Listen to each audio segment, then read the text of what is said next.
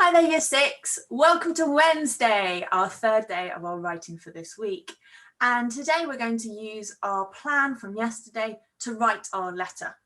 So remember, we are writing this week an informal letter as an evacuee. So enroll as an evacuee in response to a letter from your mother. So remind yourself of the letter from yesterday if you can't remember it on the previous slides. And then think today about how you're going to write. So using your plan, you can still use that mind map, although most of that information you will have transferred across to your plan in an organized way. So we're going to use our plan and our writer's toolbox as well. I'll talk you through the toolbox in a second.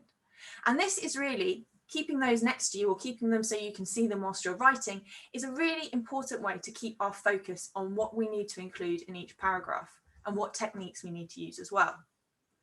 So first of all, you need to think about what's the purpose of your letter and how are we going to achieve it? So just pause me and think about what is the purpose of the letter you are writing. Okay, so have you had a chance to have a little think? What did you think the purpose of this letter was? Shout it at the screen.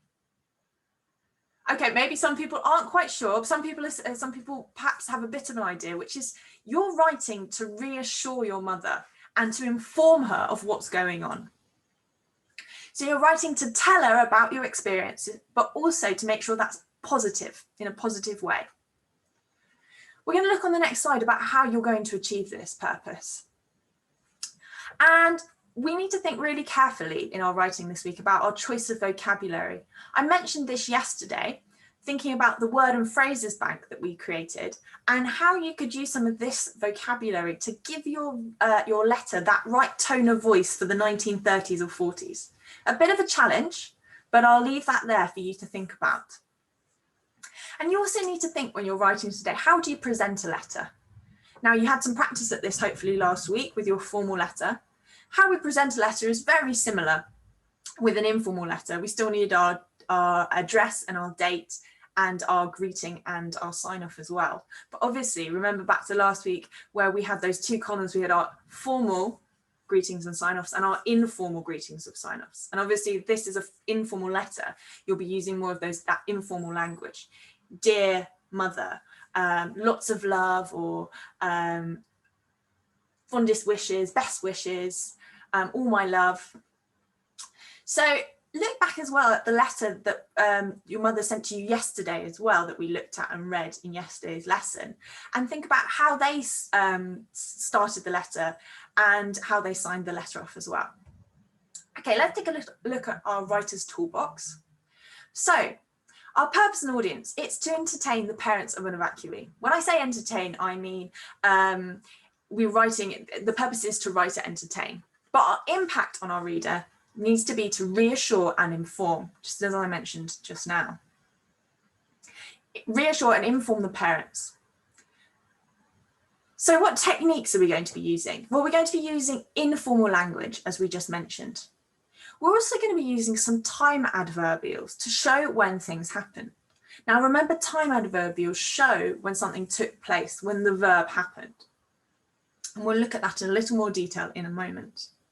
We're also going to use some relative clauses and some parentheses to help add information and detail to our writing too. Again, we're going to look at those examples now. I've got some examples here of those different techniques. So time adverbials, adding detail about when things happened. So here we've got that example. Every day I have fresh milk and porridge for breakfast with honey from the beehives down the lane. So that's every day. So that's showing your mother how often that happens. Or you could say every Sunday, in the mornings, after school. These are all some different examples of time adverbials to show your reader when things are happening, giving your mother an idea of your week. What happens every day in your week? What happens once a week? Trying to share your experience, your life with your mother back at home. Relative clauses. So these are where we add information, but we have to use a relative pronoun. And here are some examples of our relative pronouns. Their oldest son, who is called Albert, so who here is our relative pronoun, invited me to go swimming with him and his friends in the local river. I had the most smashing time. I've included that little last part, although it's another sentence, because then you can see that informal language and that also trying to include some of that vocabulary from that time period too. So that relative clause is when we use a relative pronoun, adding information with our commas. Remember, either side of the clause, it's a clause inside the sentence, but it's dependent on the rest of the sentence, because it doesn't make sense on its own, does it? Who is called Albert? Well, who is called Albert? Their oldest son, who is called Albert, invited me to go swimming with him and his friends in the local river.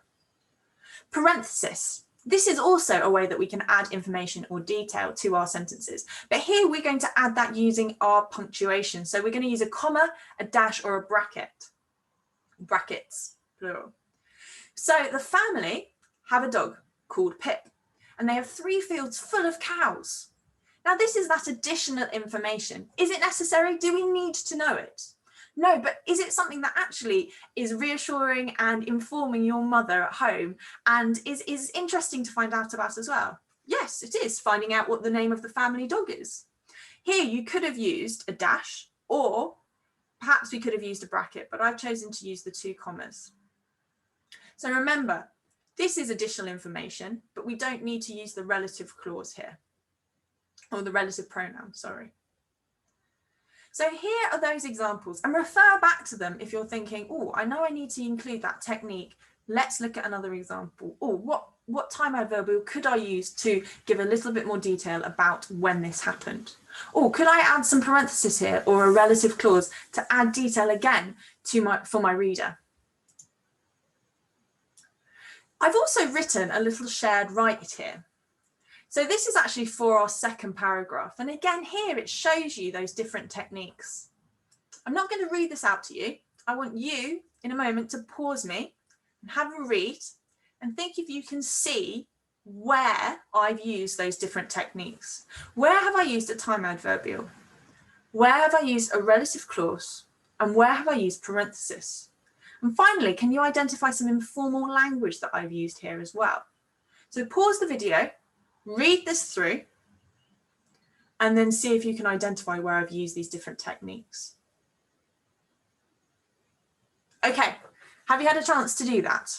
Hopefully you've paused me, but I'm going to read this through as well, just in case you didn't manage to spot these different things. So this is for my second paragraph. So my first paragraph, if you look at your plan, that's when we'll have said, thank you for the letter, and also acknowledge that, yes, you know, it was difficult to get onto the train, but now we're happy and we're settled with our new host family.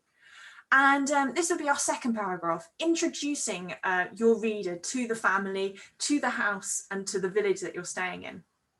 As soon as I arrived at the station, I was billeted with a very nice couple called Mr. and Mrs. Fields. They live in a big house next to lots of cows and sheep. I can't believe that we get milk from these cows. Anyway, I share a room with their eldest daughter, who is called Edith, and she has been jolly kind to me. Every morning I wake up to the sounds of the lambs baaing in the fields, and we have a big breakfast of eggs and toast. Delicious. Okay, so let's think about those time adverbials first. You're right. Yes, if you've pointed out here, as soon as I arrived, as soon as. So this is showing this happened immediately. So this is reassuring for the mother, really, isn't it? That there was no chaos like we heard last week in the memories in the history that we were looking at. This little girl, yes, it was a little girl that this is written from the perspective of, she arrived straight away and was billeted with a very nice couple. So again, that reassurance and giving their names. So there's that time adverbial showing when something happened. Our relative clause, did you spot the relative clause? Yes, you're absolutely right. Here is our relative clause. Who is called Edith, and which is the relative pronoun? Who, yes, you're right. Who is the relative pronoun? Okay, so anyway, I share a room with their eldest daughter, who is called Edith, and she has been jolly kind to me. That extra detail of the name of the daughter. And here as well, I'm going to just point this out, that informal language, she has been jolly kind to me. Inspired by the language of the time, how people spoke at the time. And finally, can you spot any parenthesis? Adding that extra information, maybe looking for a comma, dash, or a bracket. Yeah, absolutely right. You've got some parentheses here, that delicious adding that extra detail that the breakfast of eggs and toast is delicious. And I've also spotted here another time ad variable. Can you see it in that final sentence? Yes, every morning. So talking about that routine, what happens every day. That's really reassuring, I think, in your letter to include that. So I just want to also point out there's another top tip on Padlet. There is an example of a letter. So obviously this is from, I've written this letter, and it's from, I've chosen a character, I've created this character, I've thought about who she's going to stay with, I've thought about the type of different activities she might do, what things she wants to tell her mother, but I've thought about how to include all of my answers to those same questions as the letter that we look in response to the letter that we looked at yesterday. So do take a look at that if you want an example. Okay, finally, I've also included here a reminder for you to keep looking back at your plan, to keep looking back, and also to use that word bank that we used yesterday if you haven't added those words and phrases already. And we've also included here some sentence starters, just in case you're finding it a little bit tricky to get started with any of those different paragraphs. So hopefully you've got your plan, you've got your ideas, you know the structure you want, you've got the word bank from yesterday, you've also got these suggested sentence starters if you're finding any of those paragraphs a bit tricky to start, and you've got my example letter on Padlet if you think you need to have a little, want to have a little look and magpie some ideas. So lots and lots of things to support you with your writing today. But hopefully you'll be able to really embody this character, this role of the evacuee, and write a letter that makes us think this is their experience and share their experience with their mother. All right, I really look forward to seeing your letters, and I'll speak to you more tomorrow. All right then, bye.